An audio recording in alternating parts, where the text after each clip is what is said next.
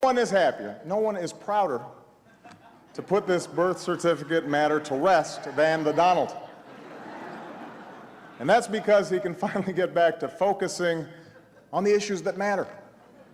Like, did we fake the moon landing? It was the kind of television moment that begins with laughter and ends in a silence so dense you can almost hear the studio lights buzzing.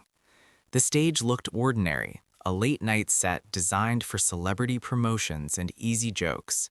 But something about this night felt off.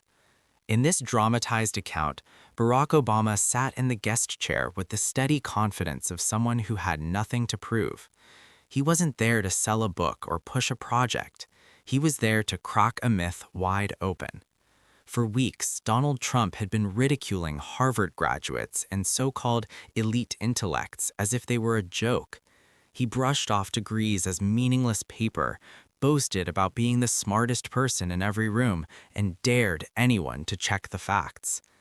The tension ignited after a brief clip surfaced in which Obama pointed out that Trump loved demanding proof from everyone else, while keeping his own records sealed tight. Trump shot back online, dismissing Obama as all talk and doubling down that only winners counted. The host tried to keep the mood relaxed. "Looks like you two still haven't let it go," he said with a grin. The audience laughed, settling in for the familiar cadence. Some jokes, a light roast, business as usual.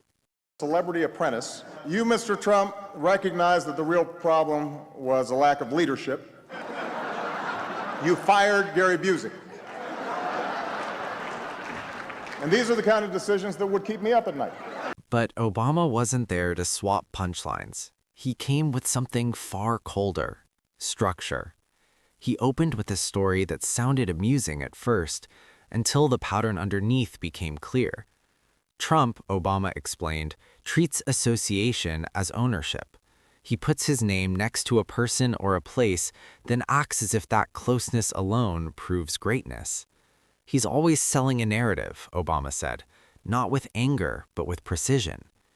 The laughter shifted, turning uneasy, the kind that comes when people suddenly recognize a familiar truth. Then Obama leaned in, and the atmosphere in the room noticeably changed. He focused on Trump's favorite line of attack: intelligence. Low IQ, not smart, overrated. He doesn't just throw those words around, Obama said. He builds an entire identity on them. His second-term plan is to fire that guy. I mean, they've already said they're not going to contain the pandemic. Now they want to fire the one person who could actually help them contain the pandemic. So, Georgia, if you think they've done a bad job... Trump, he explained, had spent decades anointing himself a stable genius, mocking experts, turning education into both a trophy and a target, boasting about his own brilliance while sneering at everyone else's credentials. Obama paused. "Here's the thing," he said. "When someone is truly confident, they don't hide the paperwork, they show it." Another pause. "And with Donald, we never see the receipts." The room went still because the point landed without anger. Trump had demanded birth certificates, medical records, tax returns, proof from everyone except himself. Obama didn't have to say the word hypocrisy. The audience filled it in on their own. Then Obama reached into his jacket, not theatrically, not like a reveal, but the way someone pulls out a note they've been carrying for a reason. He unfolded a yellowed score report, creased with age. The host froze. The band stayed silent. A few people sucked in a breath before a single word was read. Obama slipped on his glasses, glanced down, and read deliberately. Verbal, 480. Math, 490. Total, 970. He lowered the paper and looked straight into the camera. Out of 1,600. For a moment, no one laughed. The studio absorbed it. A 970 wasn't genius level. It wasn't impressive. It didn't fit the legend Trump had been selling. And that was the sting. Obama wasn't mocking Trump. He was setting a claim beside a number. This, Obama said, topping the page once, is the man calling you stupid. This is the man telling scientists and generals he knows more than they do. This is the man ridiculing Harvard graduates as if education were a disease, while insisting everyone treat him like an intellectual heavyweight. Then the laughter came, but not the playful kind. It was release, the sound people make when a spell breaks. The myth didn't fall because of a joke.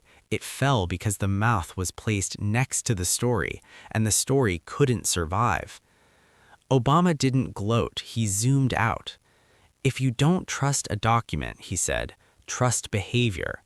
He reminded viewers how Trump demanded standards he refused to meet, how he built outrage on questions he wouldn't answer.